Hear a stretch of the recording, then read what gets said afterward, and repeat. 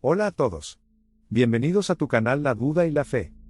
Antes de empezar, quiero aclarar que este es un tema muy delicado y controvertido, y que mi objetivo no es expresar mi opinión personal, sino presentar algunos argumentos a favor y en contra de la pena de muerte, basados en fuentes confiables y respetando la diversidad de puntos de vista. En este viaje de reflexión, examinaremos diferentes perspectivas sobre la pena capital, desde su aplicación en la actualidad hasta las posturas de diversas religiones. La pena de muerte, también llamada pena capital, es la ejecución legal de una persona por parte del Estado, como castigo por un delito considerado muy grave. Es una práctica que existe desde la antigüedad, y que ha sido aplicada de diversas formas, y por diversos motivos a lo largo de la historia.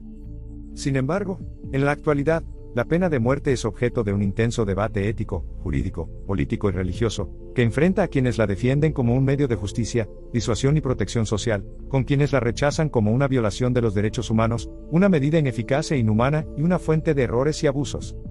Según el informe de Amnistía Internacional de 2020, al menos 483 personas fueron ejecutadas en 18 países, y al menos 2.307 personas fueron condenadas a muerte en 56 países.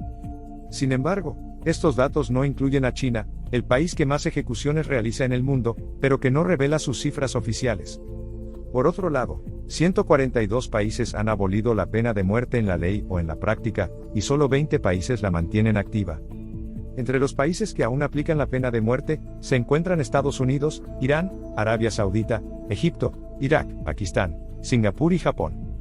Los partidarios de la pena de muerte sostienen que esta es una medida necesaria y legítima para hacer frente a los delitos más atroces, como el asesinato, la violación, el terrorismo o el genocidio.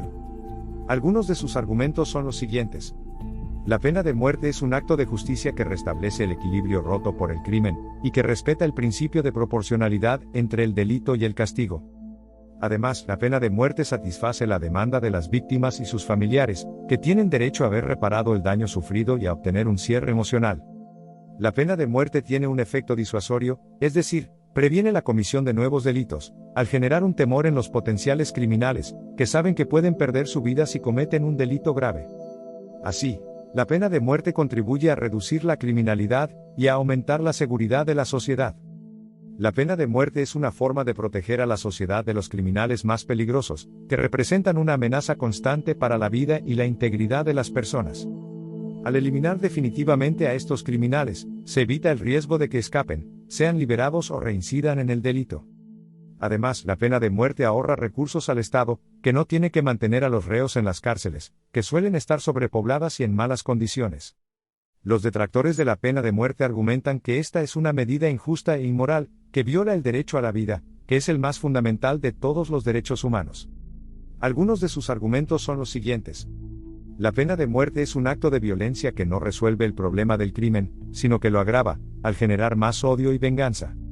Además, la pena de muerte no es una verdadera justicia, sino una forma de venganza, que no repara el daño causado ni alivia el sufrimiento de las víctimas y sus familiares, sino que lo prolonga y lo extiende a otras personas inocentes, como los familiares de los condenados. La pena de muerte no tiene un efecto disuasorio, es decir, no previene la comisión de nuevos delitos, sino que los fomenta, al crear un clima de violencia y brutalidad en la sociedad. Los estudios empíricos no han demostrado que la pena de muerte reduzca la criminalidad, y, de hecho, algunos países que la aplican tienen tasas de homicidio más altas que otros que no la aplican. Así, la pena de muerte no contribuye a aumentar la seguridad de la sociedad, sino a debilitarla. La pena de muerte es una forma de violar la dignidad de la persona humana, que no se pierde ni siquiera después de haber cometido un crimen grave. Al quitarle la vida a una persona, se le niega la posibilidad de arrepentirse, de rehabilitarse y de reintegrarse a la sociedad. Además, la pena de muerte es una medida irreversible, que puede conllevar errores y abusos, como la condena y ejecución de personas inocentes, o la aplicación discriminatoria de la pena según el género, la raza, la clase social o la religión. La postura de las religiones sobre la pena de muerte. Las diferentes religiones tienen distintas posturas sobre la pena de muerte, que suelen estar basadas en sus textos sagrados, sus tradiciones y sus autoridades. A continuación, se presentan algunas de las posturas más relevantes. La Iglesia Católica se opone a la pena de muerte, y la considera inadmisible, porque atenta contra la inviolabilidad y la dignidad de la persona. Esta postura fue establecida por el Papa Francisco en 2018, cuando modificó el Catecismo de la Iglesia Católica, que antes admitía la pena de muerte en casos excepcionales. El Papa Francisco argumenta que la pena de muerte es contraria al Evangelio, y que la Iglesia se empeña por su abolición en todo el mundo. La Iglesia Ortodoxa también se opone a la pena de muerte, y la considera incompatible con la enseñanza de Cristo, que vino a salvar y no a condenar. La Iglesia Ortodoxa sostiene que la pena de muerte niega la posibilidad de conversión y de perdón, y que solo Dios tiene el poder de quitar la vida. La Iglesia Ortodoxa aboga por la misericordia y la compasión, y por la sustitución de la pena de muerte por otras formas de castigo que respeten la dignidad humana.